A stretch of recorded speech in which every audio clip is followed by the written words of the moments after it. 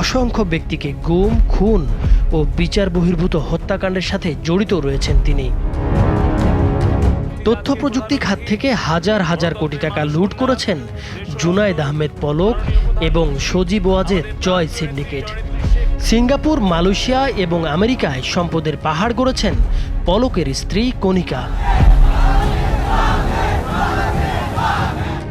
অন্যদিকে ছাত্র আন্দোলনে গুলি করে ছাত্র হত্যার জন্য দায়ী শেখ হাসিনা, ওবায়দুল কাদের এবং সাবেক স্বরাষ্ট্রমন্ত্রী আসাদুজ্জামান খান কামাল।